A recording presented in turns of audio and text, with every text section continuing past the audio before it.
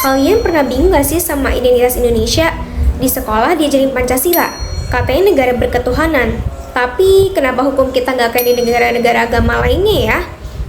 Tapi nggak juga kayak di negara-negara Eropa yang sekuler banget.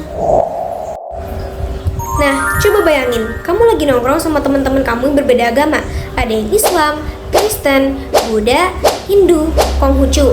Kan lagi enak-enak ngobrol nih. Nah, ketika lagi waktunya azan atau ada yang beribadah, kalian saling menghargai. Nah, kira-kira kayak gini gak sih Indonesia itu? Tapi tunggu dulu, apakah Indonesia itu negara sekuler, negara agama, atau mungkin punya jalannya sendiri? Nah, di video ini saya akan kupas tuntas dari sudut pandang filsafat mengenai apakah Indonesia itu negara sekuler, negara agama, atau mungkin punya sesuatu yang baru. Yuk simak videonya. Oke, sebelum kita bahas Indonesia, kita harus tahu dulu nih, apa sih sekulerisme itu?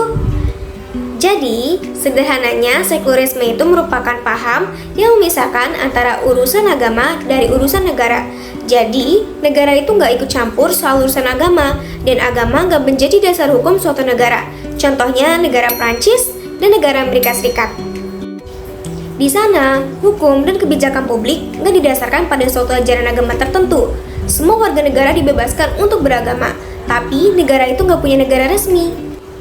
Nah, sebaliknya, negara agama itu kayak Arab Saudi atau Vatikan. Jadi, hukum negaranya itu didasarkan pada suatu agama tertentu, misalnya syariat Islam atau hukum gereja. Nah, negara-negara kayak gini, banyak nih aturan-aturan kehidupan sehari-harinya diatur dan disangkut pautkan oleh agama. Bahkan, pemimpin negaranya juga bisa menjadi pemimpin agamanya juga loh. Sekarang kita lihat Indonesia. Di UUD 1945 pasal 29 ayat 1 jelas banget negara berdasar atas ketuhanan yang Maha Esa. Tapi di ayat kedua, negara menjamin kemerdekaan tiap-tiap penduduk untuk memeluk agamanya masing-masing dan beribadah menurut agamanya dan kepercayaannya itu. Artinya, negara kita mengakui pentingnya agama, tapi gak memaksa satu agama tertentu buat semua orang. Ada 6 agama resmi yang diakui negara, dan semua dapat perlindungan hukum. Tapi hukum kita juga nggak sepenuhnya berdasarkan agama. Misal, hukum pidana, hukum perdata, dan masih banyak hukum lainnya. Dibuat berdasarkan musyawarah dan nilai-nilai universal, bukan ajaran satu agama saja. Nah, ini nih yang menarik. Kalau kita lihat dari sudut pandang filsafat, Indonesia itu kayak apa sih? Ada istilah yang sering dipakai para filsuf dan ahli hukum, yaitu religious nation state atau negara kebangsaan yang religius. Jadi, Indonesia itu bukan negara sekuler kayak Prancis, tapi juga bukan negara agama kayak Arab Saudi. Indonesia itu negara yang berdasar pada nilai-nilai agama, tapi nggak memaksakan satu agama tertentu. Filsafat Pancasila sendiri menempatkan agama sebagai sumber etika dan moral, tapi negara tetap berdiri di atas semua golongan. Ini merupakan jalan tengah yang diambil para pendiri bangsa, supaya semua warga negara apapun agamanya tetap merasa aman dan dihargai.